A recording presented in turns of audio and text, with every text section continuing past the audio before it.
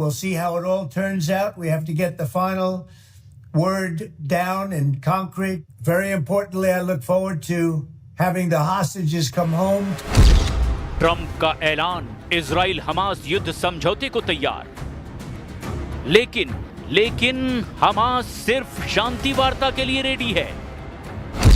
Hamas अब भी फिलिस्तीन देश की मांग पर डटा है। हमास हथियार छोड़ने को भी तैयार नहीं है। हमास इजरायली सेना के गाजा से बाहर जाने की जिद कर रहा है। हमास ने इजराइल के खिलाफ 3 दुश्मन देशों को युद्ध में उतार दिया है।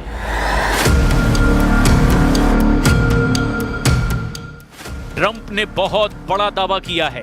ट्रंप बहुत खुश हैं। ट्रंप ने हमास के होश ठिकाने लगाने का ऐलान किया है। इससे इजराइल हमास युद्ध समझौता मुमकिन है जल्द फाइनल हो जाए। मुमकिन है कि गाजा में बारूदी तहलका थम जाए, मगर इजराइल युद्ध से दूर नहीं रह पाएगा। इजराइल के 3 दुश्मन देशों ने घेरना शुरू कर दिया है। बड़ी लड़ाई की तैयारी है। अब लड़ाका ग्रुप नहीं, सीधे सेनाओं की टक्कर हो सकती है। मतलब गाजा से भी विनाशकारी जंग शुरू होने वाली है। पहले तो हमास ही युद्ध का खात्मा करेगा, ये भी अब तक पक्का नहीं है।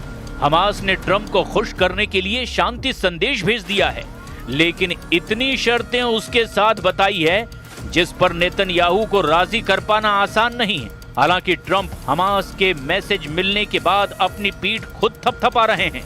8 मुस्लिम देशों को बार-बार धन्यवाद दे रहे हैं। And thank you all to those great countries that helped. We were given a tremendous amount of help. Everybody was unified in wanting this war to end and seeing peace in the Middle East. And we're very close to achieving that. Thank you all, and everybody will be treated fairly. Hamas से मिले message से गदगद Trump ने Israel को फौरन बमबारी बंद करने के निर्देश दिए, मगर इजराइल ने डिफेंसिव ऑपरेशन के नाम पर गाजा में कोहराम जारी रखा हुआ है। अल जजीरा की रिपोर्ट में दावा किया गया कि इजराइल ने ट्रंप के बयान के बाद भयानक हमला करके 24 घंटे से भी कम वक्त में 24 से ज्यादा लोगों को मौत के घाट उतार दिया। इसके साथ ही इजराइल ने गाजा में ट्रंप के पीस प्लान के पहले चरण को लागू करने की घोषणा भी कर दी है। लेकिन हमास लीडरशिप की तरफ से जो आधिकारिक बयान आ रहे हैं वो बहुत खतरनाक संदेश दे रहे हैं। शांति समझौते में सबसे बड़ा पेंच हमास के हथियार छोड़ने पर फंसा है। हमास लीडरशिप इसके लिए तैयार ही नहीं है।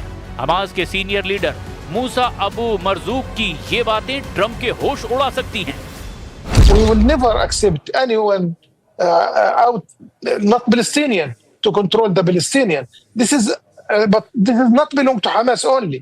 This belong all of the Palestinian and the Palestinian Authority and the PLO. They should say what their response about this. And we can't bring someone like Tony Blair to be governor in Gaza.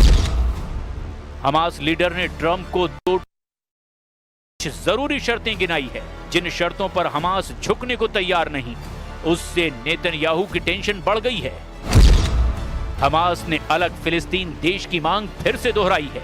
साथ ही ये भी धमकी दी है कि फिलिस्तीन पर किसी भी बाहरी का नियंत्रण हमास बर्दाश्त नहीं करेगा।